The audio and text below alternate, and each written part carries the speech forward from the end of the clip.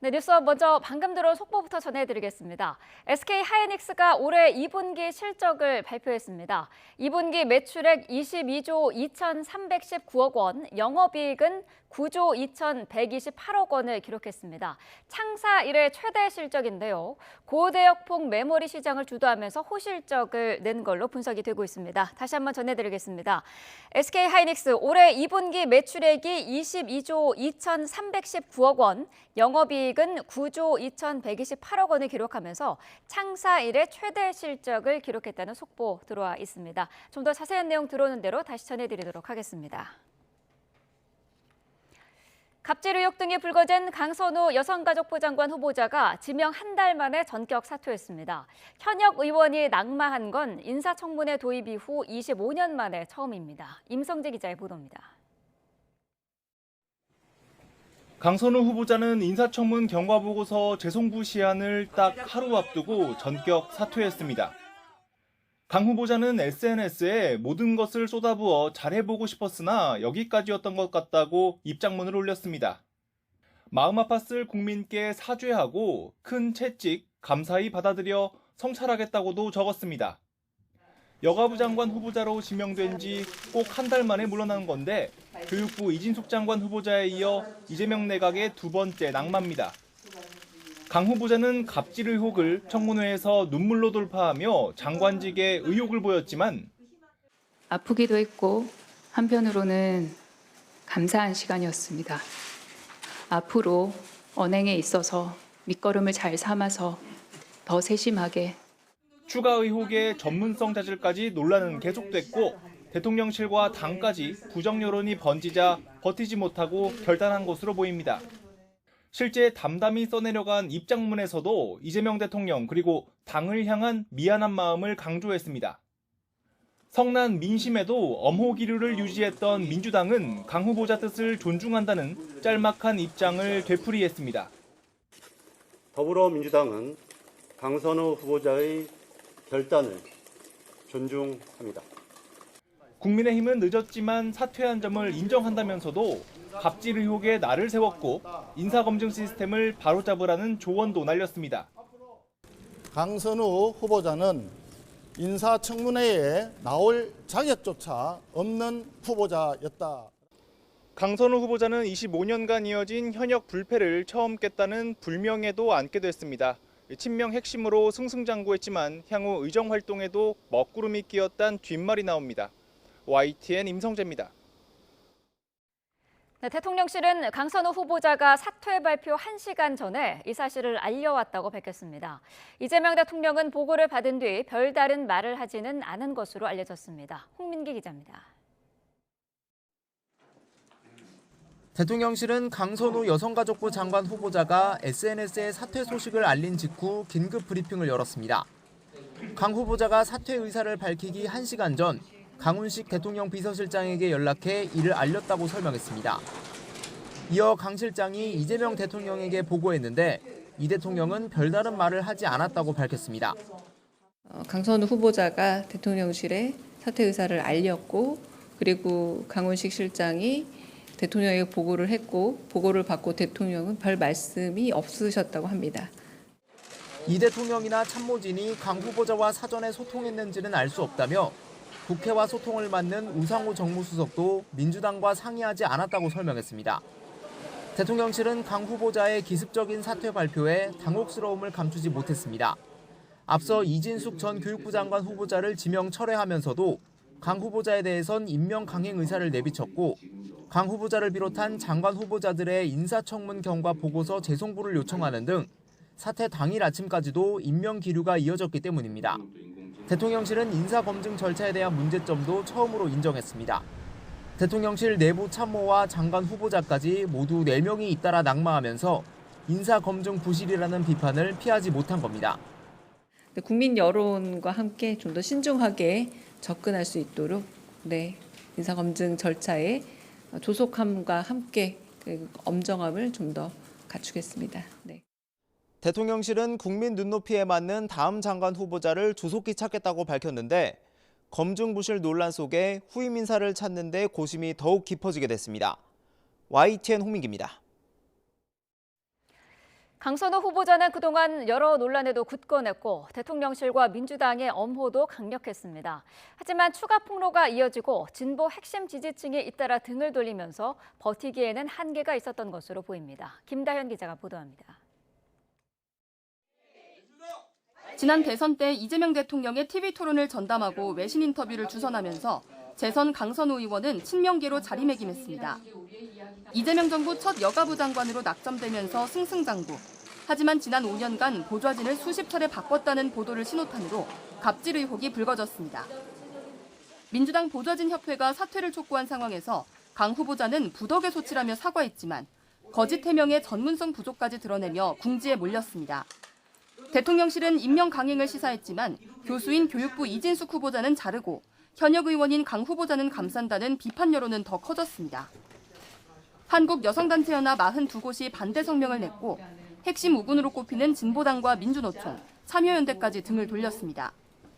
여기에 문재인 정부 마지막 여가부 장관이 강 후보자가 초선 시절 민원을 들어주지 않자 보복성으로 예산을 깎았다고 폭로하기도 했습니다. 정영애 전 장관은 YTN에 청문회 전에 민주당 의원에게 강 후보자에 대한 문제의식과 우려를 물밑으로 전달했다고 밝혔습니다. 개인 갑질과 도덕성 의혹을 넘어 진영 전체로 불똥이 튀게 된 겁니다. 낭만은 없다고 감싸던 민주당 지도부는 말실수로 진땀을 흘렸고 또 열심히 그런 일을 하면서도 불만이 없이 또 이렇게 잘 해내는 보좌진도 있고 일부 민주당 고위 인사를 겨냥한 또 다른 보좌진 갑질 의혹도 제기됐습니다. 침묵하던 여당 의원들도 국민 수용성 부분에서 꽈락이다. 임명 전후로 진솔하게 입장을 표명해야 한다는 등 압박 수위를 높였습니다. 인사권자의 고민, 그다음에 후보자 당사자의 또 고민, 그리고 또 우리 의원들의 수기가 잘 모아져서 국민의 눈높이에 맞는 결과가 나오지 않을까 생각이 됩니다. 진보 지지층 안팎의 균열과 싸늘한 여론, 추가 폭로 우려 등이 겹치면서 강선우 후보자는 결국 한 달의 여정을 마무리하게 됐습니다. YTN 김다현입니다. 네, 국민의힘은 이른바 윤희숙 혁신안을 논의하기 위해서 하루 2차례나 의원총회를 열었지만 뚜렷한 결론을 내리지 못했습니다. 8월 전당대회 대진표도 속속 만들어지고 있는데요. 초선 주진우 의원의 깜짝 출마를 선언했습니다. 김다연 기자가 보도합니다. 불렀는데 안 왔다, 안 불러서 못 갔다. 윤희숙 혁신위원장이 지도부와 장외 공방 끝에 국민의힘 의원총회장의 모습을 나타냈습니다. 윤 위원장은 이 자리에서 3대 혁신안 가운데 당원 당규의 개엄과 탄핵에 대한 대국민 사죄를 포함하자는 첫 번째 안을 거듭 피력했습니다. 국민들께 우리를 한 번 더 쳐다봐 달라고 정말 진솔하게 제대로 사죄하지 않으면 다시는 우리에게 기회가 열리지 않는다. 하지만 큰 소득 없이 의총은 끝났고 당내 호응은 여전히 미온적입니다. 지금은 안규백, 정동영, 권오을 등 장관 후보자에 대한 인사 검증에 더 주력할 때라는 게 명분입니다. 부적절한 국민 눈높이에 맞지 않는 그런 장관 인선에 대한 문제 제기, 이런 부분들이 오히려 더 우선이 되어야 되는 시기가 아니냐. 8월 전당대회 때까지만이라도 당내 분열을 감추고 싶은 기류도 감지되는데 초선 주진우 의원의 깜짝 출사표로 당권 경쟁 구도엔 변수가 생겼습니다. 검사 출신의 주 의원은 탄핵 전국과 이재명 대통령 사법 리스크, 인사청문회 전국에서 활약을 보여왔는데 정치 신인답게 젊고 강한 보수를 내걸었습니다. 이미 유력 주자로 거론됐던 장동혁 의원도 기자회견으로 출마를 공식화했습니다. 내부 총질과 탄핵 찬성으로 윤석열 정부와 당을 위기로 몰아넣고 극우몰이를 하는 것은 결코 용납될 수 없습니다. 당은 혁신안보다 전당대회로 시선을 돌리고 싶은 눈치입니다. 혁신위원회는 다음 지도부에게 보고하고 활동을 마치는데 큰 호응 없이 마침표를 찍을 거란 냉담한 시선이 대부분입니다. YTN 김다현입니다. 네, 경제 관련 속보 한 가지 더 전해드리겠습니다. 지난 2분기 우리 경제가 마이너스 성장을 벗어나 회복세를 나타났습니다. 한국은행이 발표한 자료를 보면 올해 2분기 국내 총생산 GDP는 전 분기보다 0.6% 성장했습니다. 직전 분기 성장률 마이너스 0.2%에서 반등한 것으로 지난 5월 한은이 전망한 0.5%보다 소폭 높은 수치입니다. 구체적으로 보면 민간 소비가 재화와 서비스 소비 모두 늘어 0.5% 올랐고 정부 소비 또한 1.2%가 늘어났습니다. 건설 투자와 설비 투자는 1.5%씩 줄어들었지만 수출이 반도체와 석유화학 제품 등을 중심으로 무려 4.2%나 증가하면서 성장률을 끌어올렸습니다. 국민의 실질적인 구매력을 나타내는 국내 총소득은 지난 2분기 1.3% 증가하면서 GDP 성장률을 크게 웃돌았습니다. 이는 지난해 1분기 후 5개 분기 만에 최대 증가폭입니다. 미국과 일본의 15% 관세율 합의에는 일본이 미국에 무려 5,500억 달러, 우리 돈 760조 원을 투자한다는 조건이 붙어 있습니다. 트럼프 대통령이 실무선에서 합의한 투자액을 지우고 더 큰 양보를 압박한 것으로 보이는 사진이 공개돼 눈길을 끌고 있습니다. 신호 기자입니다. 댄 스커비노 백악관 부비서실장이 SNS에 올린 트럼프 대통령 집무실 사진입니다.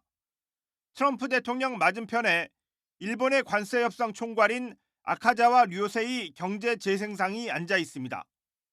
눈길을 끄는 건 대통령 책상 위에 있는 일본, 미국에 투자하다라는 제목의 문서.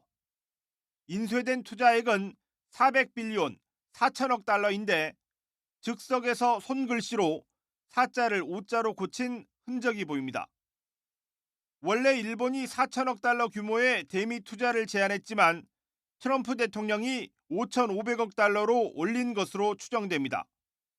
미국이 가져가는 이익의 비율도 사진 속 문서에는 50%로 돼 있는데 트럼프 대통령의 발표는 90%였습니다. 일본이 투자하기로 약속한 5,500억 달러는 우리 돈 760조 원으로 지난해 일본이 미국을 상대로 거둔 무역 흑자액의 8배나 됩니다.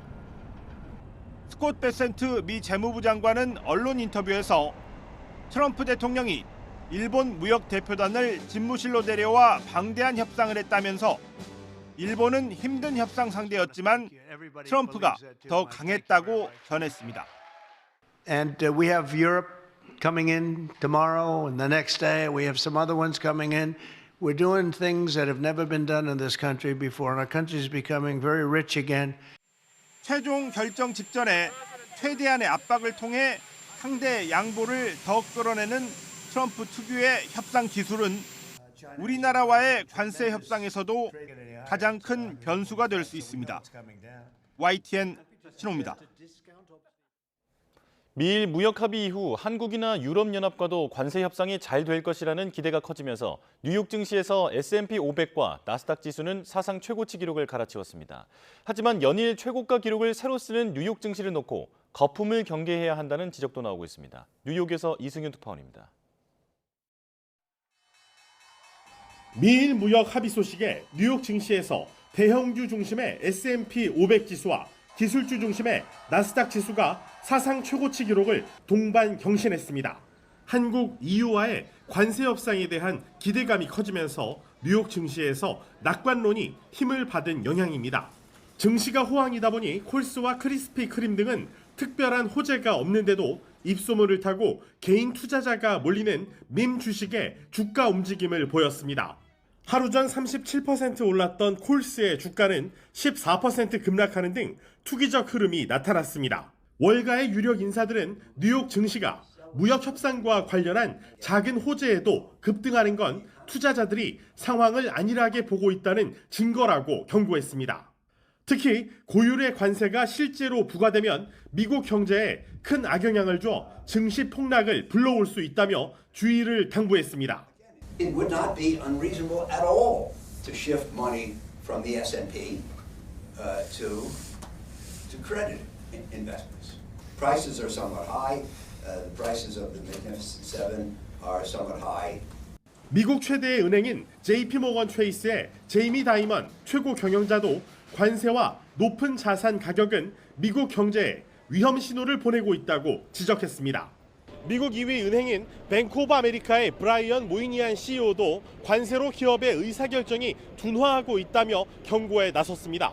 뉴욕에서 YTN 이승윤입니다.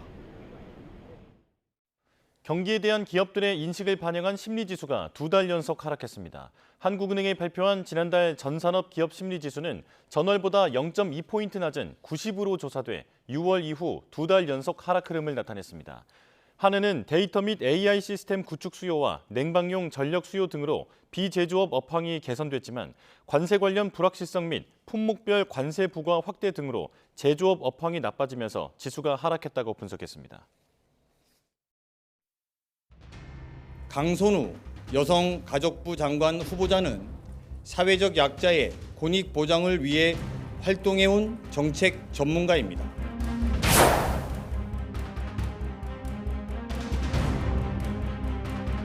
한 사람과 인연을 맺고 그 사람을 길러내는 일이 꽤나 괜찮은 선택이 될 수 있는 대한민국을 만드는데 저의 최선과 진심을 다하겠습니다.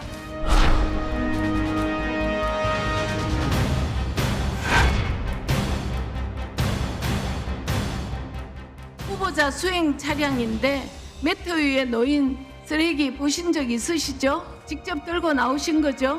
다 먹지 못하고 차에 남겨놓고 그 채로 내린 것은 저의 잘못이라고 생각을 합니다.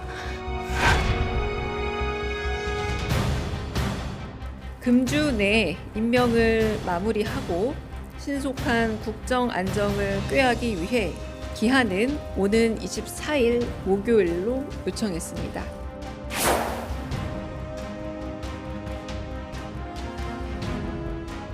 이재명 정권에서 인사 참사가 다시 재발하지 않도록 인사 검증 시스템 이거 반드시 바로잡아야 한다는 점을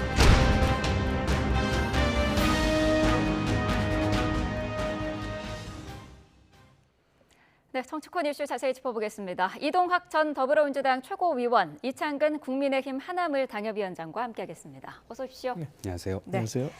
자, 강선우 여가부 장관 후보자 지명 한 달 만에 결국 자진 사퇴를 했습니다. 이 대통령도 임명을 강행할 의지를 보였었고 후보자도 좀 버티는 모습이었는데 사퇴로 급선회한 배경은 뭐라고 보세요? 저는 뭐 급선회라기보다는 네. 뭐 누적된 결과가 아닐까라는 생각이 들고 다양한 곳에서 뭐 이제 비판 성명을 내기도 했고요. 네. 그 부분과 이제 연동이 됐고 또 청문회 과정에서 사실대로 모든 것들을 다 이야기하고 앞으로는 그러지 않겠다. 뭐 다시 나를 또 되돌아보는 계기가 됐다. 이런 방식으로 해명할 수도 있었을 텐데 한 번쯤에 어떤 거짓 해명 이런 것들이 또 증폭이 됐고 또 당에서 이것을 방어하는 과정에서 일종의 기름을 좀 끼얹는 그런 방어적 모습도 좀 보이지 않았는가 이런 생각도 좀 해봅니다. 네. 그리고 마지막에는 이제 서울의 어떤 대학교 출강 이 부분이 또 연동이 되면서 네. 청년들의 어떤 이 생각들이 굉장히 이제 안 좋은 쪽으로 흘러 들어가고 그것이 여론에 영향을 미칠 것이다 이러한 생각이 좀 들면서 결국에는 이 방향으로 좀 결론이 난 것이 아닌가 싶습니다. 네, 그동안 정치권의 불문율이었던 현역 불패 이 공식도 깨진 거잖아요. 어떻게 보셨나요? 그렇습니다. 현역 불패가 깨진 것은 사실 뭐 당연한 일이라고 생각합니다. 네. 현역 의원이라고 해서 팔이 안으로 굽는다고 해서 그간의 온정주의처럼 무조건 봐주는 그런 형태는 바람직하지 않았거든요. 네. 국회의원들이 물론 선거를 통해서 유권자들의 심판을 받았다고 하지만 그거와 다르게 국무위원이 되기 위해서는 또 다른 고도의 검증을 거쳐야 되지 않습니까? 네. 하지만 현역 의원과는 다르게 다른 국무위원들은 강한 검증을 거쳐서 자진 사퇴나 지명 철회가 이루어지는데 현역 의원들은 어떤 문제가 나오더라도 만약에 그대로 간다면 형평성에도 안 맞겠죠. 네. 그래서 이번 일을 계기로 현역 의원들이라고 하더라도 앞으로 국무위원이 되고자 하는 사람들은 자기 검증 보고서라는 것도 있습니다. 그걸 통해서 내가 유권자의 심판을 받았지만 국무위원이 되기 위한 이 과정에서 내가 넘지 못할 선이 있었다. 그런다면은 스스로 그러한 지명을 받아들이지 않는 것도 방법입니다. 네. 그래서 이번 일을 계기로 모든 국회의원들도 한번 다시 스스로를 되돌아보는 그러한 계기가 됐으면 좋겠습니다. 네, 이번 사태에 대한 결과 가운데 하나로 지금 여야에서 보좌진에 대한 처우 개선 목소리도 동시에 나오고 있지 않습니까? 네, 그러니까 보좌진과 의원의 관계라고 하는 것은 이게 하나의 팀으로 또 움직이는 것이기 때문에 네. 공사의 구분이 굉장히 어렵다는 점입니다. 그리고 그 공사의 구분 여하에 따라서 이 노동의 지위가 굉장히 취약해지기도 하고 또 대단한 신뢰관계로 동지적 관계로도 갈 수도 있는 이제 그런 상황들을 저희들이 많이 목격을 해왔거든요. 이제 그러한 측면에서 보니까 바로 이제 오늘 채용할 수 있고 바로 내일 해고할 수 있는 그러니까 극단의 어떤 이 노동 상황 자체가 이제 그렇게 되기 때문에 근데 이 자체를 또 완전히 뭐 정규직으로 만들겠다. 그래서 어떤 채용 절차를 또 거치겠다. 그러면 사실은 국회의원은 또 내밀한 여러 가지 정보를 다뤄야 되는데 네. 신뢰관계가 형성되지 않으면 또 대단한 또 취약함을 스스로 의원 스스로가 또 가질 수도 있기 때문에 아마 그런 상황이 될 것 같아요. 그런데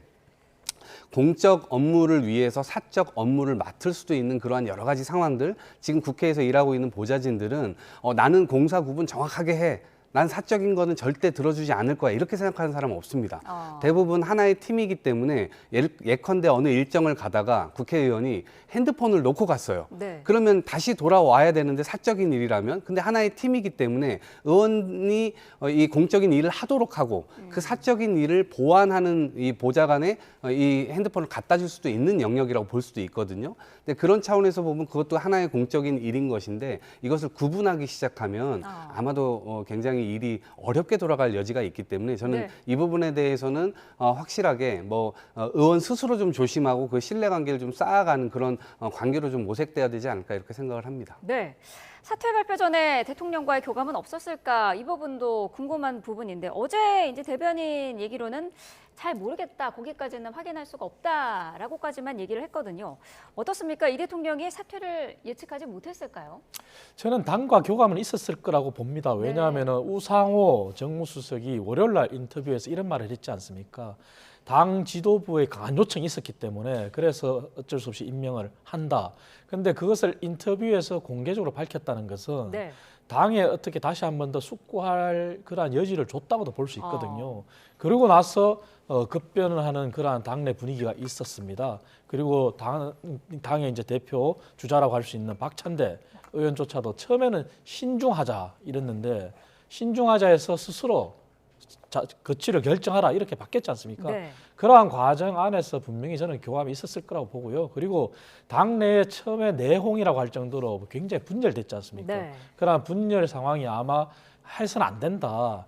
이재명 정부 출범이 안착하고 있는데 여기에 더 큰 부담을 줘서는 안 된다는 그러한 여론이 더 강하게 일어났을 거라고 봐요. 그렇기 때문에 분명히 교감 속에서 네. 이루어졌고 현역 의원 신분이기 때문에 지명 철회보다는 자진 사퇴가 좀 더 모습은 좋았겠죠. 그래서 그러한 것이 종합적으로 봤을 때는 바람직하게 그렇게 이루어졌다 저는 봅니다. 네, 당과는 교감이 있었지 않겠느냐라는 말씀이셨는데 어떻습니까? 저는 여러 경로로 의견들이 주고받았다 이렇게 생각을 합니다. 네. 왜냐하면 어쨌든 민정수석, 정무수석, 우상호 정무수석도 굉장히 발빠르게 많이 움직였고 여러 네. 의견을 듣기 위해서 노력을 했고 또 그 과정에서 여러 관계들이 이미 같은 한 당에 있었기 때문에 이 청와대와의 뭐 대통령실이라고 할까요? 대통령실과의 여러 통로를 통해서 이런 의견들은 주고받았을 가능성이 있다 이렇게 생각을 하고요. 네. 다만 이 과정에서 장관 후보자의 청문회 그 이후 여론을 보는 과정에서 장관 지명자의 어떤 후보자로서의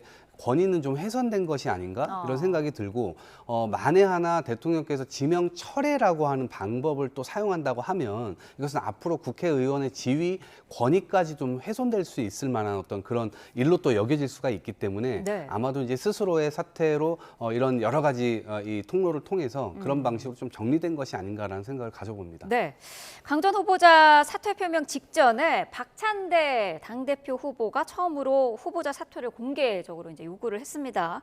그리고 나서 사실 이제 17분 만에 후보자가 자진 사퇴를 한 건데 결과적으로 보면은 박 후보가 명심을 적중시킨 거 아니냐 이런 분석도 나오거든요. 어떻습니까? 네, 그래서 한간에는 이거 뭐 서로 미리 사전에 주고받은 거 아니냐 이런 네. 의혹도 얘기를 하는데 저는 오히려 17분 만에 뭐 이 글이 올라가고 했던 것이 오히려 그렇지 않다라고 하는 것을 좀 방증한다. 왜냐하면 실제로 알았었다라고 한다면 그 거의 17분이면 거의 차이가 없었던 거였거든요. 그렇기 때문에 오히려 그런 발표 사실을 몰랐던 거 아니냐. 그리고 어쨌든 박찬대 후보의 경우는 민심에 대한 여론이 굉장히 안 좋아지고 있었기 때문에 그것을 그대로 반영해서 본인의 입장을 정한 게 아닌가 저는 그런 생각을 가져봅니다. 네, 정청래 후보는 앞서서 강선우 곧 여가부 장관님 힘내시라 이렇게 좀 엄호하는 모습도 보이기도 했는데 자진 사퇴에 대해서는 뭐 안타깝다 정도의 반응을 내놓았어요. 민주당의 당권 레이스에서도 좀 영향을 미치지 않겠느냐 이런 분석도 있던데요. 일단 뭐 현재 두 번의 권역 선거 결과는 정청래 의원이 상당히 앞서 있죠. 네. 하지만 이번 사태가 분명히 영향을 있을 거로 봅니다. 왜냐하면 정청래 의원 같은 경우는 대야 투쟁을 하겠다 해서 강성 일변도로 계속 나갔지 않습니까? 하지만 박찬대 후보 같은 경우는 그렇지 않고 온건한 모습을 좀 보여줬고 그리고 이재명 정부의 성공을 위해서 신중한 발언을 계속 쏟아내고 있거든요.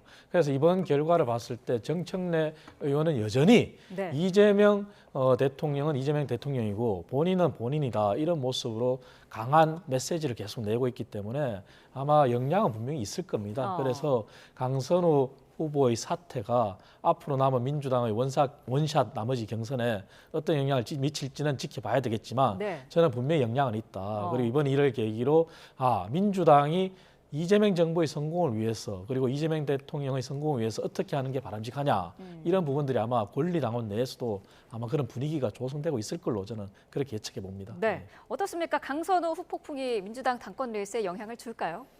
저는 이제 큰 영향을 좀 미치긴 어려울 것이다 봅니다. 아까 제가 긍정적으로 박찬대 후보께서 민심을 좀 반영한 그런 이야기들을 했기 때문에 그런 부분의 어떤 스탠스는 옳게 잡았으나 이 부분이 지금 이제 사실은 일주일 정도밖에 안 남았거든요. 네.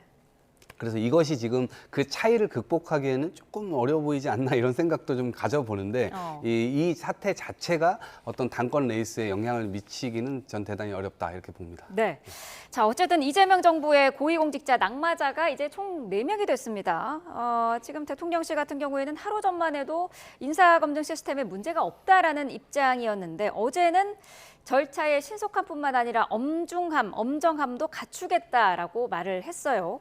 인선의 난이도가 아무래도 좀 올라가지 않겠습니까? 네, 이렇게 낙마를 거듭하다 보면 당연히 이제 국민의 눈높이도 계속 올라갈 것이고요. 네. 그리고 후보자를 찾아야 되는 그런 대통령실 입장에서도 적정한 후보자를 찾기 위한 노력이 계속될 겁니다. 그리고 무엇보다도 윤석열 정부는 논외로 한다 하더라도 그 이전 정부, 문재인 정부로 가게 되면 보통 후보들을 좀 물색하고 그 검증을 하는데 보통 2달이 걸렸어요. 그러니까 네. 부동산 자료라든가 경찰 자료, 뭐 사법부 자료 여러 가지 이 기본 자료를 걷는 그 시간과 함께 세평 수집 이런 것들까지도 했거든요. 그래서 네. 기본 자료에 나와 있지 않은 여러 가지 사람들의 어떤 시선이 있을 수 있기 때문에 그러한 평가지를 다 받아서 만에 하나 놓치는 경우가 있을 만한 정보들 이런 것까지 수집을 했었던 거였거든요. 네.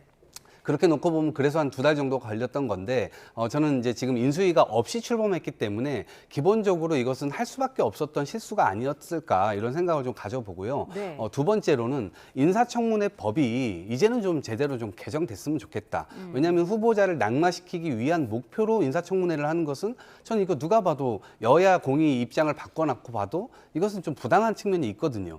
그렇기 때문에 후보자를 검증한다는 걸 토대로 해서 국민들을 위해서 제대로 일할 사람이냐 아니냐 이걸 이제 검증해야 되는데 낙마를 목표로 이런 검증 과정 자체를 활용한다는 것은 대단히 좀 잘못된 것일 뿐만 아니라 그래서 차제에 공과 사를 구분하거나 아니면 정책 역량과 도덕성 검증 이런 것들을 좀 따로 분리해가지고 실제로 여야에서 많이 나왔던 얘기이기 때문에 이제는 이것을 이 합의 처리를 해서 네. 실제로 인사청문회를 제대로 이 정상적으로 좀 굴릴 수 있도록 이 국회가 좀 머리를 맞대야 되지 않을까 이렇게 생각을 해봅니다. 네, 인사 검증 시스템뿐만 아니라 청문회 과정도 다시 한번 좀 들여다봐야 한다는 의견이셨는데요. 어떤 생각이신가요? 그것은 이제 청문회법이 바뀌어야 되는 걸 전제로 하겠죠. 있죠. 그래서 네. 청문회를 이제 정책 검증과 도덕성 검증으로 나눈다면은 도덕성 검증 같은 경우는 비공개를 하느냐 마느냐, 그리고 후보자에 대해서도 자료 제출을 성실히 안 할 때에 대한 그러한 어떤 엄벌, 네. 그리고 위증했을 때 엄벌, 이런 것이 종합적으로 법이 바뀌어야 될 거로 저는 생각하고요.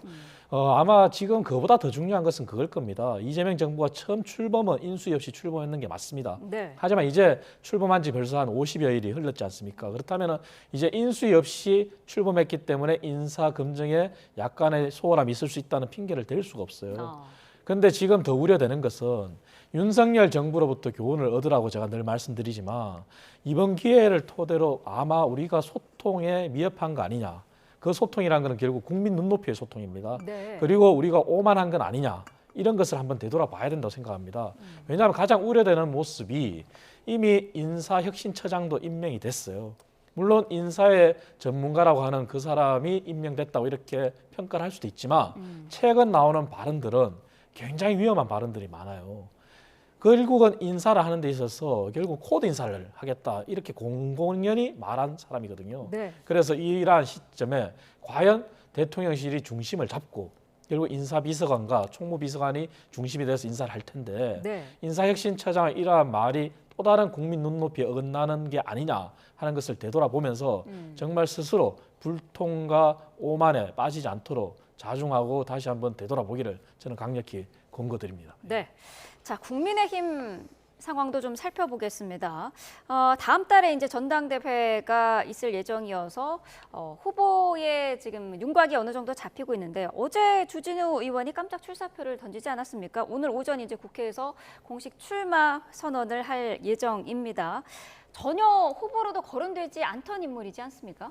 그렇습니다. 좀 의외긴 합니다. 네. 그리고 초선 의원이기 때문에 그렇게 신선함을 줘야 되는데 사실 주진우 의원 개인의 인격의 문제가 아니라 네. 그냥 주진우 의원의 그간 배경이나 그러니까 윤석열 전 대통령과 연관성에서 본다면은 사실은 파급력은 떨어집니다. 그래서 당내에 좀 더 개혁적이고 정말 윤석열 전 대통령과 김건희 여사로부터 자유로운 사람이 정말 개혁적인 목소리를 내고 이렇게 쇄신, 혁신을 가지고 출사표를 던지길 바랬는데 네. 초선 중에 한 명이 뛰어들긴 들었지만 그 느낌은 사실 신선함은 없다. 그런 생각은 들고요. 네. 다만 이러한 과정에서 또다시 이 당내 이러한 당대표 선거가 과거로 회귀하는 마치 찬탄, 반탄 이러한 구도로 가는 것은 정말 바람직하지 않습니다. 그래서 이러한 부분을 주진우 의원이 초선답게 명심하고 네. 본인이 어떤 목소리를 내는 게 중요하겠죠. 그런데 본인의 목소리가 마치 다른 당대표 주자들하고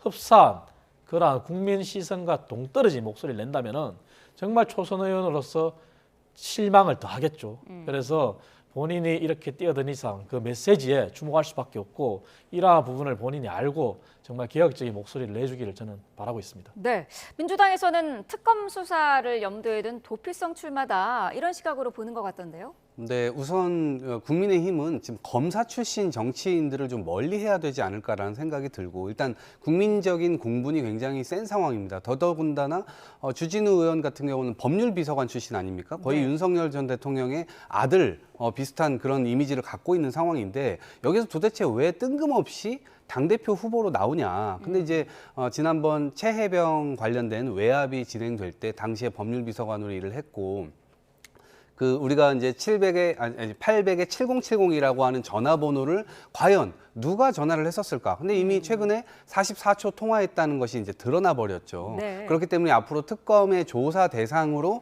지금 올라가 있는 상태인데 특검이 출범한 지 얼마 되지도 않았지만 이것이 길게 또 수사할 수 있는 것들도 아니거든요. 시한이 정해져 있기 때문에 그 안에 조사를 해야 되는데 이분이 지금 출마를 선언함으로 인해서 마치 본인의 어떤 조사가 정치적인 탄압을 받는 것이냐, 프레임을 좀 짜려고 하는 거 아니냐. 그렇기 때문에 출마 자체가 방탄 아니냐 이런 이제 생각을 저희 이 여당 입장에서는 가질 수밖에 없는 상황인데 네. 아마 그렇다 하더라도 이 전당대회가 끝나는 과정, 이 과정에서 본인의 어떤 조사나 이런 것들은 반드시 이루어져야 된다. 저는 이런 생각을 가지고 있기 때문에 네. 아마 그 방탄이 성공하진 않을 거다 이렇게 봅니다. 네.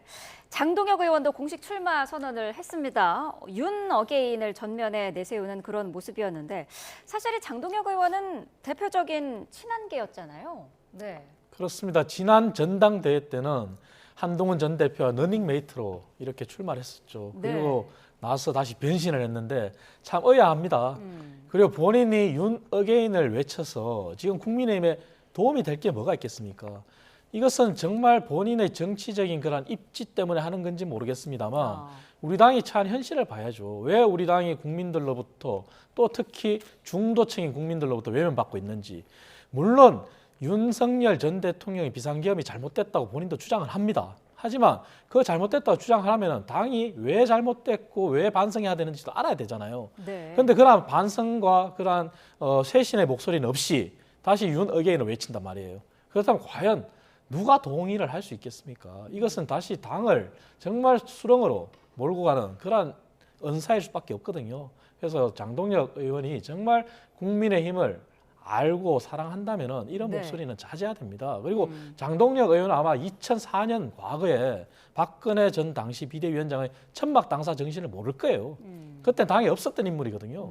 그렇다면 지금 출마했어서 본인이 이런 목소리를 내기 전에 2004년도 국민의힘 전신인 과거 천막 당사 그것을 먼저 좀 배우기를 저는 간곡히 권유드리고 싶습니다. 네, 당내 친윤계 표심을 좀 겨냥하고 있으면서 어제는 탄핵 찬성 입장을 밝혔던 한동훈 전 대표를 겨냥한 듯한 언급들도 했었습니다. 어떻게 들으셨나요? 그러니까 지금 한동훈 탓, 민주당 탓, 이재명 탓 이거 가지고 지금 전당대회 하겠다고 하는 거거든요. 그러니까 결국에는 계엄을 지금 옹호하고 있고 그리고 저분은 지금 체포할 때 그 과정에서 관저 앞에 가가지고 그걸 막았던 사람입니다. 본인 판사 출신이에요. 도대체 어떤 생각을 가지고 저런 행동을 하는지에 대해서 많은 국민들께서 좀 의아해하실 겁니다. 그리고 이 탄핵에 관해서도 계속해서 반대하는 그런 입장을 표했죠. 그렇기 때문에 저는 오히려 지금 전당대회 이 과정 자체가 또다시 지난번 탄핵 이후에 쭉 진행됐던 전광훈류의 이런 극우파들이 득세를 하게 되고 또 국민의힘으로 많이 유입되는 그런 시간이지 않았습니까? 저는 이 과정도 결국 극우파들에게 문을 좀 열고 본인 스스로가 어떤 그러한 퍼스트 펭귄의 또 역할을 하려고 하는 것이 아닌가라는 생각이 들고 그런 차원에서 보면 유럽이나 이런 데서는 보통 보수 정당이 뭔가 의견이 좀 달라가지고 사람들이 떨어져 나가서 극우 정당을 만드는 케이스는 제가 봤습니다만 보수 정당을 표방하는데 그 보수 정당이 스스로가 극우로 바꾸는 경우는 전 처음 봤습니다. 그런 과정이 진행되고 있고 아마 장동혁 의원을 위시로 해서 앞으로는 김계리 씨도 입당을 하고 또 전광훈 씨도 입당을 하고 또 탈당했던 윤석열 전 대통령과 김건희 씨도 다시 또 입당을 하게 되지 않을까? 저는 그런 생각을 가져봅니다. 네. 자, 경선률은 지금 보니까 예비 경선에서는 당심 50, 민심 50으로 이제 반영하기로 했고요.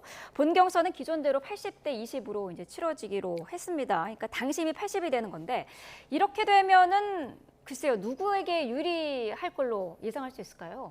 얼핏 보면은 당심이 80이기 때문에 뭐 윤 어게인 그런 극우의 목소리를 내는 사람이 유리하다 이렇게 볼 수 있는데 지난 전당대회 때 그렇지 않았거든요. 지난 전당대회 때는 사실 당심이 100%였습니다. 이것은 친윤들, 지금 현재 당의 주류라고 하는 친윤들이 과거 김기현 당시 당대표 선출 때부터 당의 룰을 일방적으로 바꾼 결과예요. 그때는 당심 70, 민심 30의 룰을 당심 100%로 바꾼 거죠. 그러고 나서 한동훈 전당대회 때까지 이어졌거든요. 하지만 그때 당시에 모든 예상을 깨고 한동훈 전 대표가 당선이 됐지 않습니까? 그 얘기는 전당대회는 성격이 좀 다릅니다. 다시 말해서 당협위원장들이 제어할 수 있는, 컨트롤할 수 있는 당원들의 숫자가 한계가 있어요. 당원의 숫자가 76만입니다. 책임 당원이. 그렇기 때문에 지금 현재 당의 위기를 당원들도 알기 때문에 과연 어떤 목소리를 내는 게 국민의힘을 살리는 건지 당원들이 알 거예요. 그래서 아무리 당심 80, 민심 20으로 해서 친윤들이 본인들한테 유리한 룰을 가져가고자 하더라도 아마 그렇게 되진 않을 거라 보고요. 가장 사실 바람직한 것은 지금이라도 혁신위가 주장하는 것처럼 민심 100%가 맞죠. 하지만 민심 100%를 수용하지 않겠다는 게 주류들의 친윤들의 뜻이지 않습니까? 그래서 이러한 부분들도 가짜 혁신을 하고 있구나 하는 것을 아마 저는 정확히 국민들이나 당원들이 알 거라고 봅니다. 그래서 당원들의 선택은 현명한 선택이 이어지지 않겠나 그렇게 기대를 해봅니다. 네, 자 오늘 두 분 말씀 여기까지 듣겠습니다. 이동학 전 더불어민주당 최고위원, 이창근 국민의힘 하남을 당협위원장과 함께했습니다. 고맙습니다. 고맙습니다.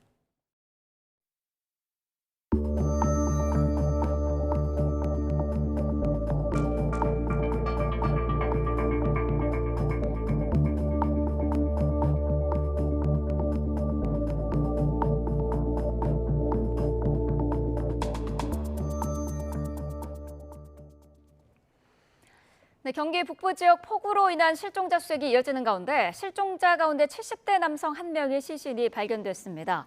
경기 북부 소방본부는 어제 경기 가평군 덕현리 돌섬 유원지 근처에서 발견한 시신이 대보교 인근 마을에서 실종된 남성인 것으로 파악됐다고 밝혔습니다.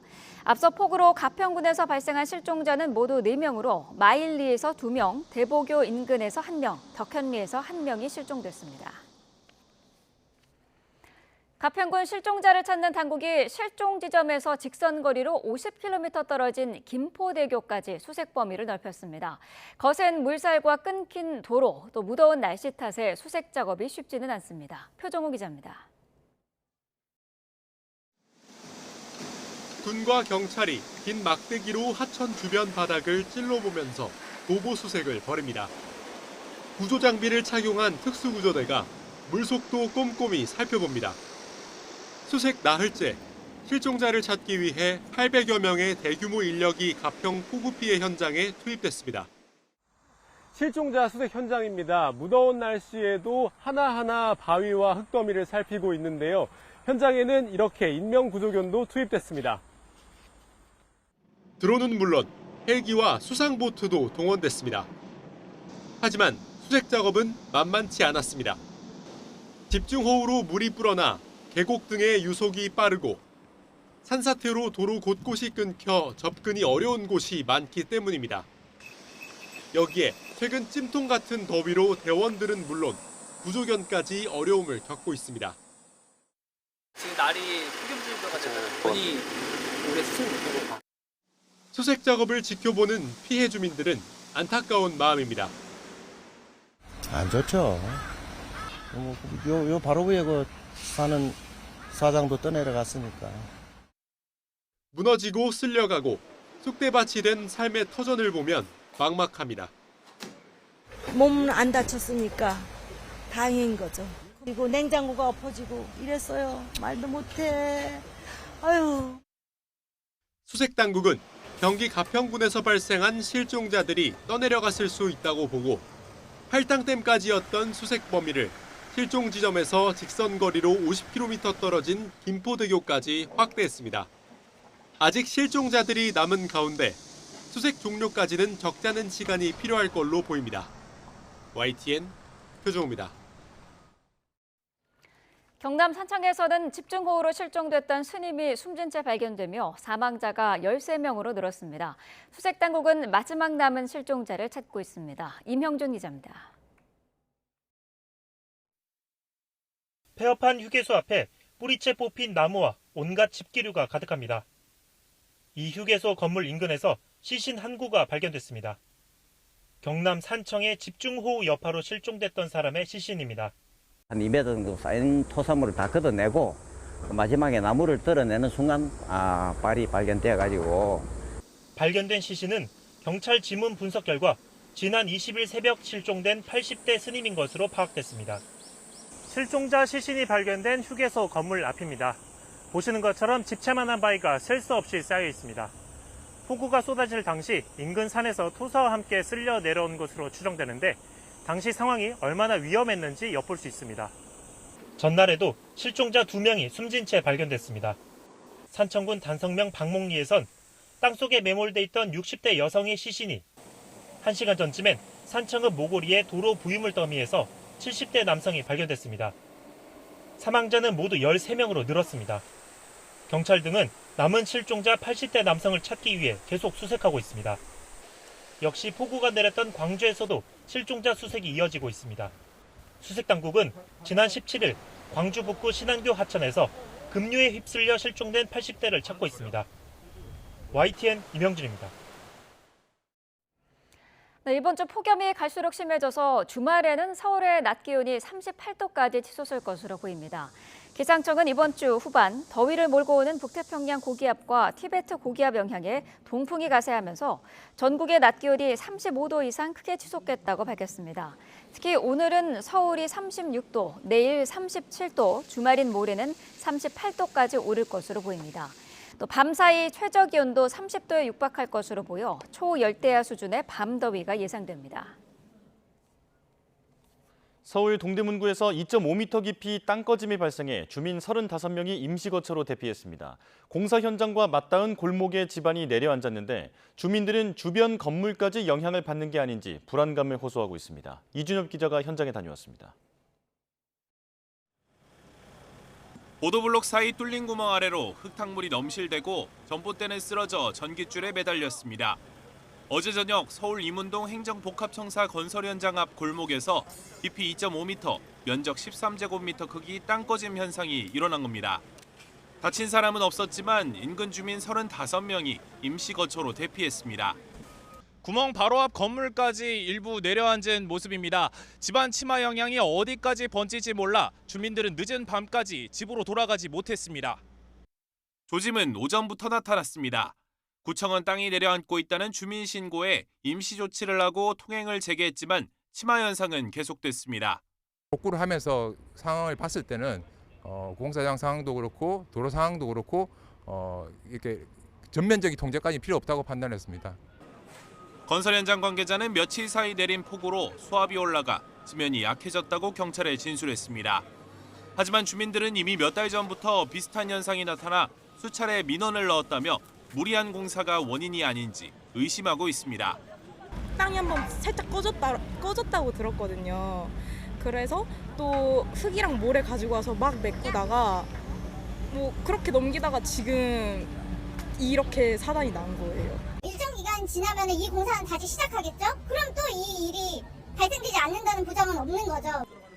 구청은 공사장과 최근 집중호우 영향을 종합적으로 고려해 원인을 조사하고 있다고 밝혔습니다. 비슷한 시각 경북 칠곡군에선 플라스틱 제조 공장에서 큰 불이 나 한때 소방대응 1단계가 발령됐습니다. 이 불로 공장 3개 동이 모두 타고 근처 4개 동이 일부 타는 피해가 났고 소방대원 1명이 진화 중 탈수 증세를 보여 치료를 받았습니다. YTN 이준엽입니다. 61년 전 당시 18살이던 여성이 성폭행 시도에 저항하다가 남성의 혀를 깨물어 잘라 유죄 판결을 받은 사건이 있었습니다. 5년 전 이 여성이 억울함을 호소하며 재심을 청구했는데 검찰이 사죄의 뜻을 전하며 법원에 무죄 선고를 요청했습니다. 김종호 기자가 보도합니다.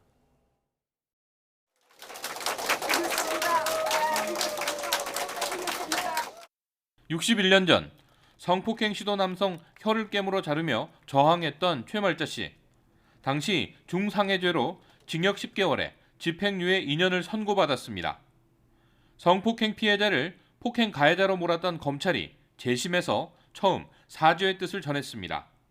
검찰은 과거 검찰이 이 사건에서 역할을 다하지 못했고 오히려 반대로 갔다고 반성했습니다. 또 당시 최 씨 행위가 위법성이 인정되지 않는다며 무죄를 구형했습니다. 지금이라도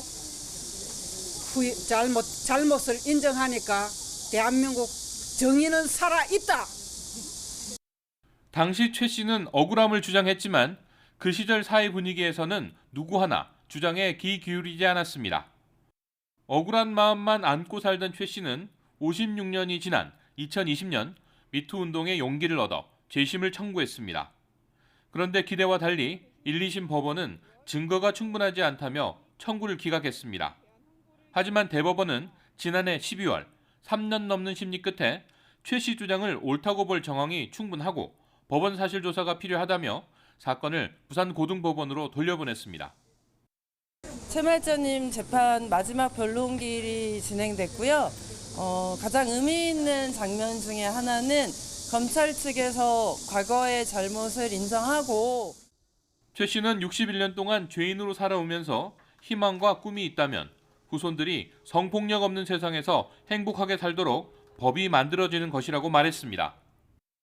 이번 사건 선고는 오는 9월로 예정됐습니다. 최말자 씨는 여기서도 법원이 반성과 사죄의 뜻을 전하길 기대합니다. YTN 김종호입니다. 낙태를 목적으로 임신 36주차 태아를 출산시킨 뒤 냉동고에 넣어 숨지게 한 의사와 산모 등이 재판에 넘겨졌습니다. 문제의 의사는 평소 다른 병원에서 거부한 임신 고주차 산모들에게 임신 중절 수술을 해주고 거액의 돈을 챙겨온 것으로 드러났습니다. 김주영 기자가 보도합니다. 병원 경영에 어려움을 겪던 의사 A씨는 법의 경계를 넘어서는 위험한 아이디어를 떠올렸습니다. 출산을 원하지 않는 고주차 산모들에게 거액을 받고 중절 수술을 해주겠다는 것이었습니다. 주로 다른 병원에서는 거절한 산모들이 대상이었습니다. 일반 환자들은 받지 않기 위해 기존 입원실, 수술실 등은 폐쇄한 것처럼 꾸미고 산모들을 몰래 환자로 받았습니다.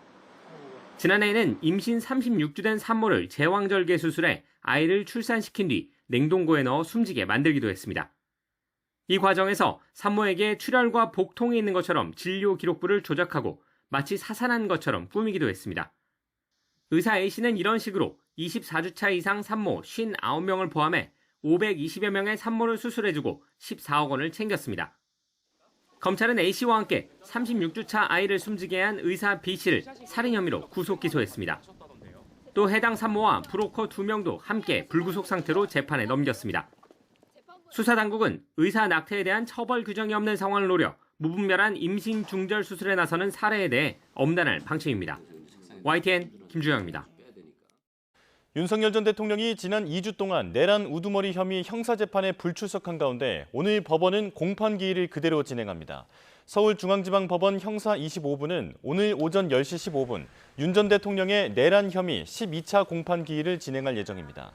앞서 윤 전 대통령은 지난 10일 구속된 뒤 건강상 이유를 들며 법정의 모습을 드러내지 않았는데 오늘 재판에도 나오지 않겠다는 의사를 밝힌 것으로 파악됐습니다. 김건희 특별검사팀이 김 여사에게 청탁 명목으로 전달된 것으로 의심되는 물건들의 영수증들을 잇따라 확보했습니다. 물품을 구매한 자금의 출처를 두고 통일교 내부에서 공방이 이어지고 있는데 특검은 교단 차원의 자금이 투입된 건지 파악하고 있습니다. 신기혜 기자입니다. 김건희 특검이 김건희 여사에게 청탁 명목으로 전달됐다는 물품들의 영수증을 속속 확보하고 있습니다. 그라프 다이아몬드 목걸이에 이어 샤넬 가방 구매 영수증까지 통일교 쪽에서 확보한 겁니다. 목걸이와 가방 모두 윤영호 전 통일교 세계본부장이 건진법사 전성배 씨를 통해 김 여사에게 전달했다고 지목된 것들입니다. 특검은 통일교가 김 여사를 상대로 YTN 인수 등 현안에 대한 로비를 벌였다고 의심하고 있는데 이 물건들을 구입한 자금의 출처를 두고 통일교 내부에서 공방이 이어지고 있습니다. 통일교 측은 언론 공지를 통해 문제가 된 물품들은 윤 전 본부장이 개인 자금으로 구매한 뒤 재정국장인 아내를 통해 교단 회계로 처리한 거라고 주장하고 있습니다. 윤 전 본부장의 개인 일탈이라 자신들은 전혀 알지 못했다는 취지입니다. 이에 윤 전 본부장 측은 영수증이 자신의 개인 공간이 아닌 통일교 서울본부에서 발견됐다며 교단 차원에서 벌인 일이라고 맞서고 있습니다. 개인이 사적으로 구입한 고가 물품의 영수증을 종교단체 본부에서 보관할 이유가 없다는 겁니다. 앞서 윤 전 본부장을 소환해 14시간 넘게 조사하며 다이아 목걸이와 명품 가방의 구입 목적 등을 추궁한 특검은 물건들 구입에 통일교 자금이 실제로 투입된 게 맞는지 흐름을 따져볼 거로 보입니다. YTN 신기혜입니다. 네, 조금 전 화면 송출이 고르지 못했습니다. 이 부분 시청자 여러분께 사과드리겠습니다. 자, 다음 달 초 출석을 통보받은 김건희 여사 측이 민중기 특별검사팀에 조사 방식 협의를 요청했습니다. 하지만 특검은 별도 협의가 불필요하다며 선을 그었습니다. 권준수 기자입니다. 민중기 특검팀이 김건희 여사의 첫 소환을 통보한 건 지난 21일입니다. 김 여사 측은 성실히 임하겠다는 기본 입장에 변함이 없다며 특검이 통보한 다음 달 6일 출석을 시사했습니다. 이튿날 통지서를 받은 김 여사 측은 특검팀에 조사 방식 협의를 요청했습니다. 김 여사 건강이 좋지 않으니 첫 소환 때 도이치모터스 주가 조작을 시작으로 하루에 한 혐의씩 여러 번 조사하는 방식을 특검에 요청한 거로 파악됐습니다. 특검이 정하는 날짜별로 출석할 의사가 있지만 짧게 조사를 받겠다는 취지입니다. 그러나 특검은 통지한 날짜가 여유로울 뿐만 아니라 협의가 불필요하다며 받아들이지 않았습니다. 특검은 별도의 협의는 불필요하고 통지된 일자에 출석하는 것으로 충분하다는 뜻을 전달하였습니다. 김 여사 측은 특혜 논란이 불거질 수 있는 비공개 출석 등을 요구한 건 아닌 것으로 전해졌는데 밤 9시 이후에 진행하는 심야 조사는 건강 상태를 고려해 무리일 거라 보고 있습니다. 특검은 김 여사를 소환하기에 앞서 오는 29일에는 윤석열 전 대통령을 불러 조사하겠다는 방침입니다. YTN 권준수입니다. 김건희 특검팀이 다이아몬드 목걸이에 이어 샤넬백 구매 영수증까지 확보했습니다. 조사를 앞둔 김 여사는 건강이 안 좋다며 짧게 해달라고 요청했는데요. 특검 수사 상황 이고은 변호사와 짚어보겠습니다. 어서 오십시오. 안녕하세요. 네. 자, 앞서 언급한 것처럼 6천만 원대 다이아몬드 목걸이 그리고 1,000만 원대 샤넬백을 샀다는 영수증을 특검이 확보했습니다. 실물은 못 찾았지만 이 물건들이 있기는 하다라고 하는 게 증명이 된 건데 앞으로 퍼즐을 맞추는 게 핵심이겠죠? 네, 그렇습니다. 사실 이 다이아몬드 목걸이와 이 샤넬백 관련해서 이 특검에서 밝혀야 되는 쟁점은 크게 두 가지로 정리해 볼 수 있습니다. 이 세계 본부장의 역할을 했던 이 통일교의 적 간부 윤모 씨가 이 건진법사에게 건넨 이 고가의 물품들이 이 윤모 씨의 개인적인 자금이 아니라 통일교 측의 자금이었기 때문에 통일교 측의 청탁이었다는 점, 이 한 가지를 밝혀야 되고요.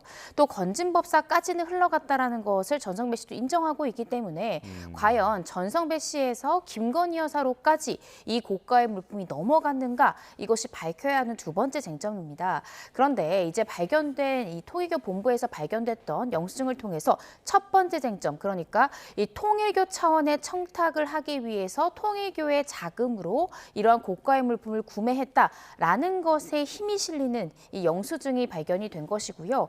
뿐만 아니라 이때 당시에 윤모 씨가 또 이 백 같은 경우엔 자신의 아내의 명의의 카드로 구입을 했습니다. 자신의 비용으로 구입했기 때문에 이 통일교 측에 그 비용을 보전해달라라는 취지로 이 구매 물품 기한서까지 함께 발견이 됐거든요. 그간 통일교에서는 개인의 일탈, 그러니까 이 전직 간부의 일탈이었을 뿐 이 통일교 차원의 어떤 청탁이나 뇌물은 아니었다라고 주장을 했지만, 만약에 그렇다라고 한다면 윤모 씨가 자신의 가족 카드로 개인적인 청탁에 쓰일 개인 카드 사용 내역을 이 통일교 측의 자금을 다시 보전해달라는 취지로 기한서를 넘다는 것은 말이 되지 않습니다. 그래서 이 첫 번째 쟁점만큼은 밝힐 수 있는 유의미한 증거가 확보된 것 같고요. 다만 네. 이 영수증이나 기한서만으로 건진법사에서 김건희 여사까지 이 고가의 물품들이 흘러갔는가, 이 부분은 조금 더 규명이 필요한 그런 상황입니다. 예, 두 가지 맥락을 짚어주셨는데 하나는 교단 차원에서 일어난 일인가, 그리고 김건희 여사에게 실제로 물건이 전달됐나, 여기에서 교단 차원의 문제라고 특검은 지금 의심하고 있는 상황이고, 그렇다면 이게 정말로 전성배 씨를 통해서 김건희 여사에게 전달됐는지 이 부분을 좀 들여다보겠습니다. 지금 김 여사의 최측근으로 알려져 있던 조현경 전 대통령실 부속실 행정관, 그리고 이른바 문고리 인사들이라고 알려져 있는 그런 이제 행정관들에 대해서도 조사가 이루어지고 있는데, 만약 이들이 결정적인 진술을 하지 않는다면 목걸이와 가방 같은 실물을 못 찾을 가능성도 있는 겁니까? 그럴 가능성도 있습니다. 그래서 특검에서는 이 문고리 3인방 중에 아마 한 명 정도는 강제 수사에 나설 가능성이 있지 않을까 싶습니다. 예. 지금 특검에서는 이제 두 개의 영장 실질에서 이 두 건에 대해서 영장이 기각된 바 있지만 그를 통해 얻었던 소기의 목적이 있었습니다. 그들이 이제 영장 실질 심사 때는 혐의를 전면 부인하다가 일부 인정하는 진술로 돌아섰죠. 그 이유는 구속의 가능성을 낮출 수 있는 가장 간단하고도 확실한 방법이 바로 부인하던 피의자가 자백을 할 때 구태여 이 구속 상태를 유지할 필요가 없다라고 볼 수 있습니다. 그렇다라고 한다면 조현경 전 행정관이랄지 또 유경옥 전 행정관 같은 경우에도 아마 이 디올백이라든지 고가의 목걸이 등이 현재 어디 있느냐에 대해서 아마 특검에서 물을 것 같고요. 이 부분에 대해서 진술이 협조적이지 않다 하면 제가 생각했을 때 문고리 3인방 중에 가장 만약에 강제수사에 돌입한다고 가능성이 높은 것이 바로 유경옥 전 행정관이라는 생각이 듭니다. 유 전 행정관 같은 경우에는 이 고가의 가방을 2차례 정도 바꿔온 적이 있죠. 그리고 자신의 말에 따르더라도 전성배 씨가 개인적으로 쓸 목적이다 해서 이것을 도와줬다라고 이야기를 하고 있습니다. 그렇다라고 한다면 유 전 행정관이 전성배 씨가 이 물건을 어디로부터 받은 것임을 알았는데 도와줬다 하면 이것은 방조 혐의 등이 지금 성립될 수 있기 때문에 특검에서는 이들에 대해서 강제 수사를 통해서 구속영장 실질심사대에 세우고 최대한 자백 진술로 진술 변경을 이끌어내는 전략을 생각할 가능성이 충분히 있을 것 같습니다. 그렇군요. 자, 조현경 전 행정관 그리고 유경옥, 정지원 전 행정관 모두 소환 예정이고 또 조사를 하기도 했는데 이들의 진술을 특검이 모두 들어봤을 때 어떤 부분이 같고 어떤 부분이 다른지를 비교해보는 작업을 하겠죠? 네, 그렇습니다. 같은 질문을 세 사람한테 했을 때 공통되게 나오는 진술도 있을 것이고요. 조금씩은 상이한 답변들도 있을 수 있습니다. 예. 그렇지만 제가 조심스럽게 생각해 보자면 이 문고리 3인방 같은 경우에는 같은 법조인의 도움을 받을 가능성도 있고요. 또 소환 조사에 응하기 전에 이에 대한 대비책을 함께 논의할 가능성도 있어서 아마 굵은 흐름은 굉장히 유사한 답변을 내놓지 않을까 싶습니다. 그렇지만 이 사람이 다르기 때문에 굵은 흐름을 맞춰본다 하더라도 디테일한 답변에서는 조금씩 답변이 상이할 수 있거든요. 특검에서는 아마 조금씩 다른 부분들에 대해서 강하게 추궁하면서 조사를 이어갈 가능성이 높을 것 같고요. 그리고 참고로 제가 생각했을 때 현재 이 고가의 가방이랄지 고가의 목걸이를 폐기 처분했을 가능성도 우리가 생각해 볼 수 있을 것 같거든요. 예. 왜냐하면 특검에서 지금 이 고가의 물품을 찾고 있다는 것은 전 국민이 아는 것이기 때문에 만약에 이 물품이 김건희 여사 측에 넘어갔다면 그것을 현재까지 가지고 있을 가능성은 굉장히 낮을 것 같습니다. 그렇지만 그 물건이 없다 하여서 기소할 수 없냐, 저는 그렇게 생각하지 않습니다. 예. 통상의 뇌물 사건도요, 보통 현금으로 넘어갑니다. 그러면 압수수색했을 때 그 현금이 남아있는 경우는 거의 없습니다. 그 돈은 모두 다 소비되고 사라진 상황에서 공여자의 진술이랄지 그 해당 물품의 이동 경로랄지 또 상식적으로 생각했을 때 이것이 누구에게 갔을까 등등을 통해서 유죄 판결이 나오는 경우도 꽤 많거든요. 그래서 특검에서는 계속해서 이 고가의 물품들을 찾으려고 노력하겠지만 이것이 발견되지 않는다고 해서 기소가 불가능한 것은 아니고 유죄 판결의 가능성도 있다라는 생각이 듭니다. 그렇다면 지금 영수증만 발견되어 있는 상태인데 자금 출처가 규명되고 그리고 전달처까지 지목이 명확하게 된다면 기소까지 이어질 수 있다. 네, 이렇게 이해하면 되겠죠? 네, 그렇습니다. 지금 특검에서는 그 물품을 찾는 것이 찾지 못한다고 하더라도 기소할 가능성이 굉장히 높지만요. 찾는다고 하면 더욱더 명확관화하고 또 김건희 여사 외에 이 물품의 이 수수에 있어서 관여한 사람이 누구인지까지 추가사를 확대해 나갈 수 있기 때문에 최대한 이 물건의 행방을 찾으려고 하는 것이지 찾지 못한다라고 해서 불기소 처분할 가능성은 대단히 낮다라는 생각이 듭니다. 예. 자, 그리고 김건희 여사 측이 다음 달 6일 특검 소환 통보를 받은 데 대해서 건강 상태가 좋지 않으니까 이 조사를 좀 짧게 해달라, 그리고 혐의별로 하루에 하나씩만 조사를 해달라, 여러 가지 요구사항을 전했는데 특검이 곧바로 거절했죠? 네, 그렇습니다. 저도 검사로 재직을 하면서 다양한 피의자들을 만나게 됩니다. 조사 방식에 대해서 어떤 피의자 같은 경우에 영상 녹화를 해달라, 하지 말아달라, 녹음을 해달라 등등 다양한 요구를 받지만 네. 이렇게 피조사자, 그러니까 조사를 받는 대상이 수사기관에 찾아와서 자신의 변호인을 통해서 내가 시험 범위를 정하듯이 오늘은 나는 A라는 죄에 대해서만 받고 싶고 난 또 굉장히 몸이 약하니까 4일 쉬었다가 그다음에는 B라는 혐의를 조사하고 싶고 이런 식으로 정하는 것을 제한하는 경우는 전 단 한 번도 본 적이 없습니다. 굉장히 부적절하고요. 이것은 피의자로서 선택하지 않아야 되는 선택지를 선택했다는 생각이 들고 심지어는 자신이 직접 요청하는 것도 아니고 아직 조사 기일이 충분히 남아있음에도 불구하고 변호사가 특검 사무실로 들어가서 이 부분을 먼저 정리하고 싶다는 의사를 밝혔다는 겁니다. 특검부의 이야기가. 그러면 김건희 여사 측에서는 먼저 변호사한테 다 정리를 시킨 다음에 8월 6일에 주인공이 등장하듯 하겠다라는 취지인데 저는 굉장히 부적절하다는 생각이 들고요. 왜 이런 요구를 했을까? 아마 윤 전 대통령이 이전에 이 특검에 출석했을 때 비공개 소환을 요구했는데 결국 불발됐습니다. 예. 그렇다라는 말은 본인은 전직 대통령 신분도 아니고 엄연히 말하면 민간인 신분이죠. 그런데 비공개 소환 요청을 전직 대통령도 수락하지 않았는데 본인이 요구해봤자 어차피 그 요구는 들어주지 않을 것을 생각해서 제 생각에는 다른 방식의 요구들을 시작한 것이 아닌가라는 생각이 들고 예. 당연히 수사기관 입장에선 들어줄 수 없습니다. 그리고 이렇게 해서는 문제가 150일이라는 한정된 기간 안에 이 특검에서 수사를 마쳐야 되고요.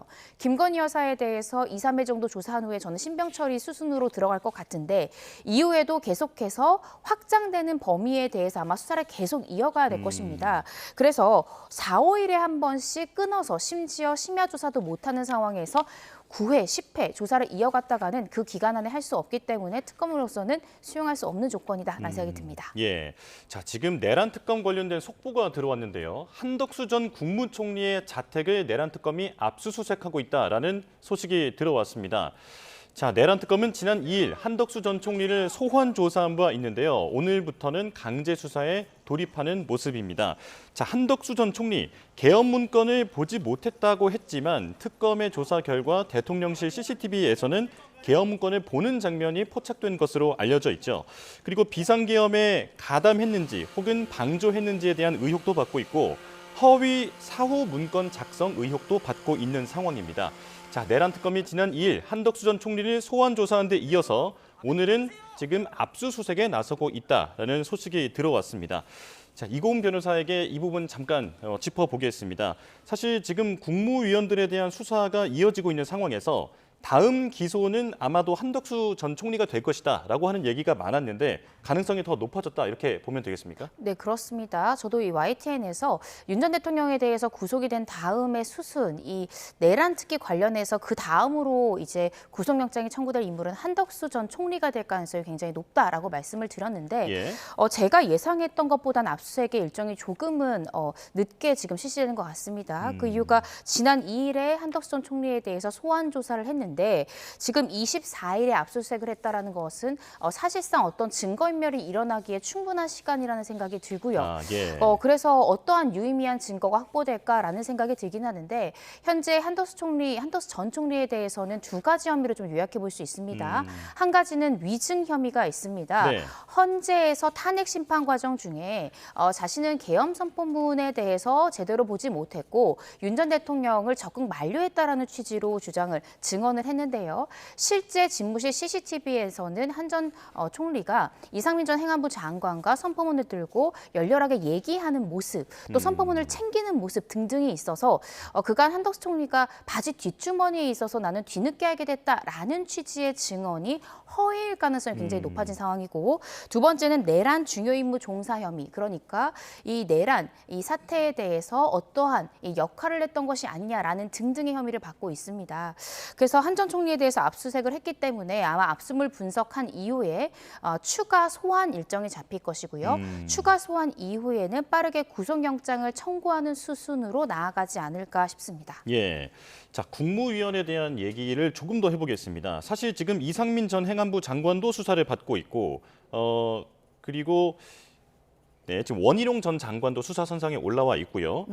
여기다 최상목 전 경제부총리도 비상입법기구 그 창설 예비비 관련 쪽지를 받았다라고 하는 의혹을 받고 있지 않습니까? 앞으로 수사의 속도가 좀 날 것 같은데 어떻게 보십니까? 네, 그렇습니다. 내란 특검에서는 윤 전 대통령의 신병을 확보했기 때문에요. 이 또 다른 신병 확보를 위해서 아마 수사를 계속 이어갈 것 같습니다. 말씀 주신 대로 지금 이상민 전 행안부 장관이 한덕수 전 총리 다음으로 구속영장 청구 가능성이 높은 인물인데요. 이상민 전 행안부 장관은 많은 분들 기억하시겠지만 이 주요 언론사 등에 대해서 단수 지시를 했다라는 혐의 받고 있고요. 이 때문에 어제 이 이상민 전 행안부 장관으로부터 단수 지시를 하달받았던 허석곤 소박청장에 대해서 내란 특검이 수사한 바 있습니다. 이 사람을 수사한 다음에 지금 곧바로 이어서 이상민 전 행안부 장관에 대한 대면 조사가 지금 예정된 그런 상황인데요. 이상민 전 행안부 장관도 마찬가지입니다. 아마 이 소환 조사 이후에 곧바로 신병 처리로 나서는 가능성이 굉장히 높기 때문에 특검에서는 이상민 전 행안부 장관을 소환하기 전에 허 청장 등 이 관련자들에 대해서 충분히 인적 증거 확보하고요. 또 관련된 물적 증거까지 확보한 상황에서 이상민 전 장관을 한 차례 조사한 이후에 바로 신병 처리 수순으로 나아갈 가능성이 굉장히 높을 것 같다. 특히 조은석 특검 같은 경우에는 일단 신병부터 빠르게 확보하는 신속한 수사의 그런 모습을 많이 보였기 때문에 신병 처리 수순에 나설 가능성이 굉장히 높은 그런 상황이라는 생각이 듭니다. 자, 윤 전 대통령 내란 재판 얘기도 해보겠습니다. 지금 오늘도 12차 공판기일이 잡혀 있는 상황인데 안 나올 것으로 보이거든요. 이렇게 되면 재판부가 구인장을 발부할 가능성도 있지 않을까요? 가능성은 있습니다. 그런데 문제는 구인을 할 수 있냐는 거죠. 이 특검에서도 사실 구속영장을 발부받았기 때문에 구속영장 안에는 구인의 효력이 모두 있습니다. 그래서 구인하고자 노력했지만 윤 전 대통령이 그 방에서 나오지를 않으면 굉장히 강제력이나 물리력을 써서까지 구인하기가 현실적으로 대단히 어렵습니다. 따라서 법원에서 구인영장을 발부할 가능성은 있겠지만 실질적으로 구인에 성공할 가능성이 낮기 때문에 아마 박근혜 전 대통령처럼 결국에는 걸석 재판으로 진행할 가능성이 높지 않을까. 자신의 변호인들로만 대체해서 재판이 진행이 되고 이후에 선고를 받을 가능성이 높지 않을까라는 생각이 듭니다. 예, 알겠습니다. 여기까지 말씀 듣겠습니다. 이고은 변호사와 함께했습니다. 고맙습니다. 더불어민주당 지도부가 호우 피해가 심각한 경기 가평을 찾아 수해 복구 지원에 나섰습니다. 현장 연결해 보겠습니다. 저 혹시 양익종 자, 오늘 민주당이 경기 가평을 찾아서 수해 복구 지원에 나섰는데요. 자, 앞서 김병기 원내대표는 신속 복구가 최우선이라며 민주당은 정부와 함께 복구 장비 등의 현장에 필요한 자원과 행정이 제때 투입될 수 있도록 당 차원에서 힘쓰겠다라고 밝힌 바 있습니다. 자, 그리고 앞으로도 추가적인 지원 방안을 계속 고민하고 마련하겠다고 얘기를 했었고요. 자, 8월에도 폭우가 우려된다는 예측이 있는 만큼 민주당은 예방과 재발 방지 대책도 빠르게 수립하겠다라고 밝힌 바 있습니다. 자, 지난주 폭우로 인한 인명피해 집계도 잠깐 보겠습니다. 현재까지 28명이 지금 인명피해가 집계됐는데 어제 오후 3시 기준으로 보면 사망은 23명, 그리고 실종이 5명입니다. 자, 실종된 4명이 사망자로 다시 분류가 되면서 사망이 4명 늘게 된 상황이고요.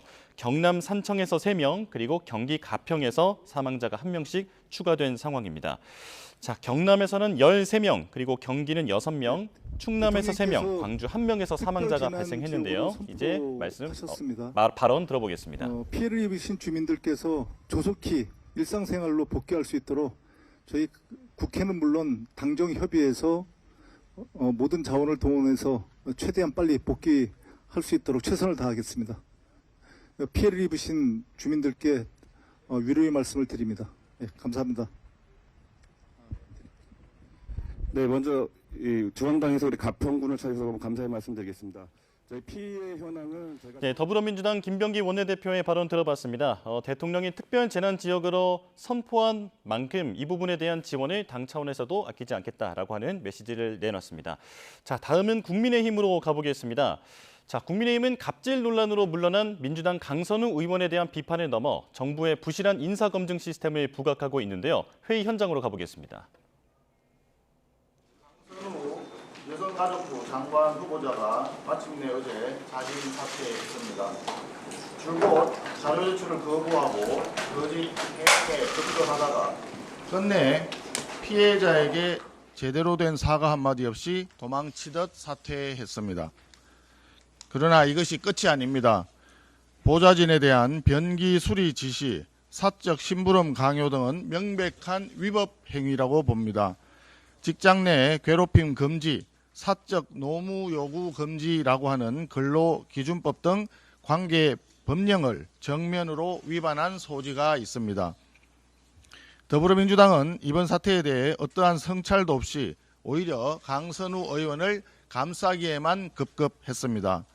정당한 문제 제기를 한 우리 국민의힘을 비난한 더불어민주당 역시 그 책임에서 자유로울 수 없습니다.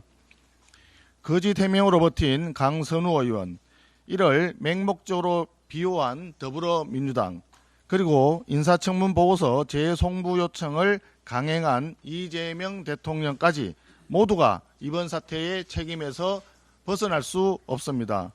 모두 머리 숙여 국민 앞에 사죄하기 바랍니다.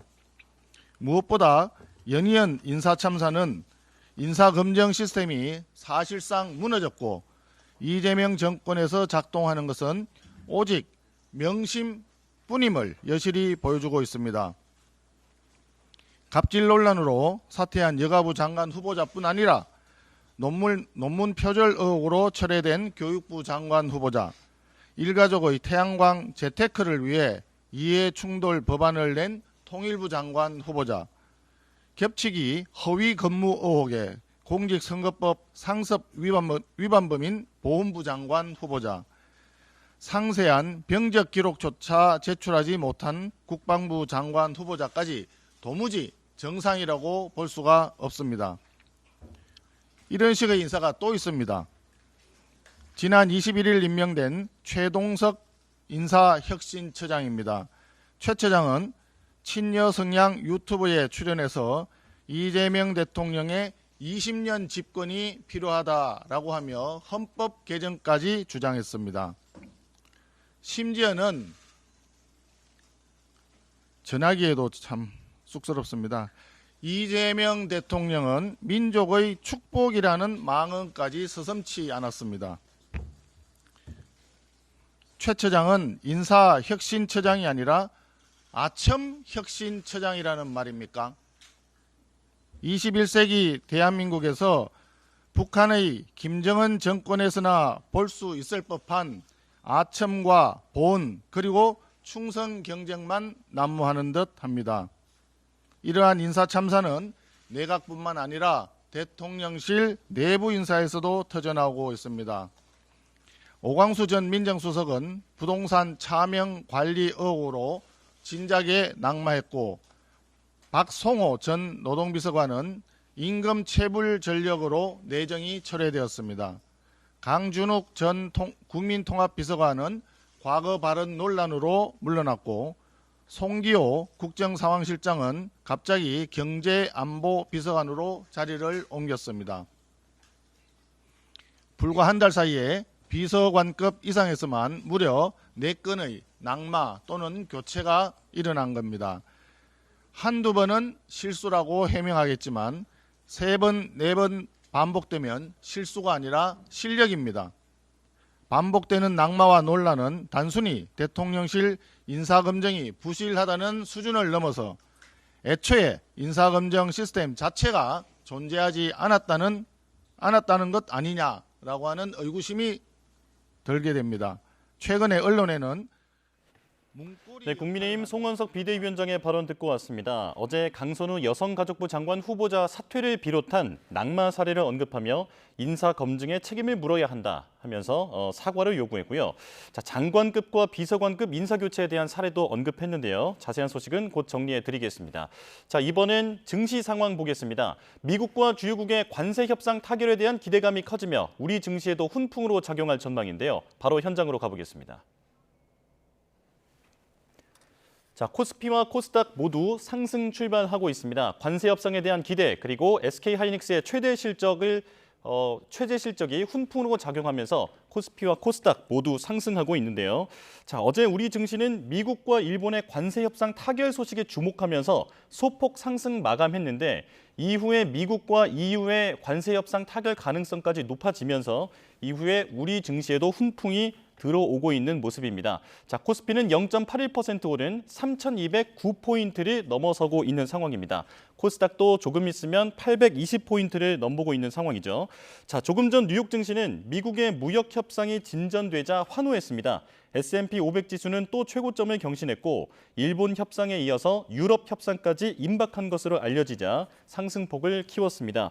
자, 오는 토요일 한미 2+2 통상협의가 이뤄지는데 오늘과 내일은 시장이 관세 관련 소식에 매우 민감하게 반응할 것으로 전망됩니다. 자, 그리고 원달러 환율도 보겠습니다. 6.1원 내린 1,373원에 개장했는데 그간 관세 불확실성으로 달러 강세가 나타났지만 1,390원대에서 1,370원대까지 이 불확실성이 해소되면서 원달러 환율이 급락하고 있는 상황입니다. 자, 그리고 조금 전에 속보로 전해드렸던 SK하이닉스의 2분기 실적 발표 20조 2천억 원의 매출 그리고 9조 2천억 원의 영업이익이 나왔는데 시장의 예상치에 부합하는 역대 최대 실적을 거뒀습니다. 이 부분도 오늘 시장에는 호재로 작용할 것으로 보입니다. 개장 상황은 잠시 뒤에 다시 정리해서 알려드리겠습니다. 극장가 침체 속에서 정부가 내일부터 영화 티켓 6,000원 할인 쿠폰을 배포합니다. 문화가 있는 날에 이 할인권을 쓰면 단돈 1,000원의 영화를 볼 수 있습니다. 김승환 기자입니다.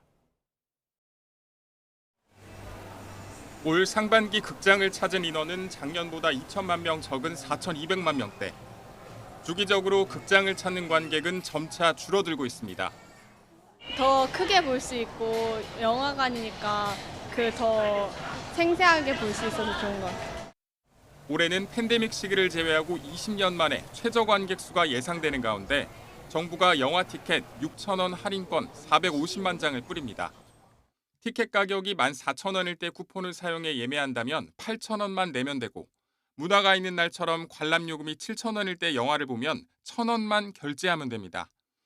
CGV, 메가박스 등 대형 멀티플렉스 홈페이지에서 1인당 2매까지 쿠폰을 내려받을 수 있습니다. 온라인 예매를 통한 할인만 가능하고 현장 발권은 적용되지 않습니다. 제휴카드 할인은 최소 결제 금액 조건을 갖추면 함께 적용되지만 통신사 할인은 중복 적용이 안 됩니다.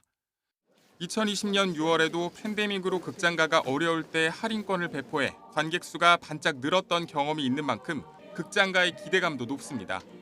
다만 까다로워진 관객을 극장에 불러들일 작품들이 꾸준히 나오지 않는다면 극장 살리기는 미풍에 그칠 수 있다는 지적도 나옵니다. YTN 김승환입니다. 프로축구 K리그1 전북이 강원을 완파하고 19경기 무패 행진을 이어갔습니다. 전북은 전주 홈경기에서 전반 김진규의 중거리포와 콤파뇨의 페널티킥 추가골을 앞세워 2대0으로 승리하고 선두 자리도 굳게 지켰습니다. 전북은 구단 역대 최단 기간 누적 관중 20만 명도 돌파했습니다. 대전은 후반 48분 김준범의 결승골에 힘입어 홈팀 울산의 2대1로 역전승을 거두고 2위로 올라섰고 제주도 후반 48분 임창우의 헤더골로 서울의 3대2 재역전승을 거두고 8위로 2계단 뛰어올랐습니다.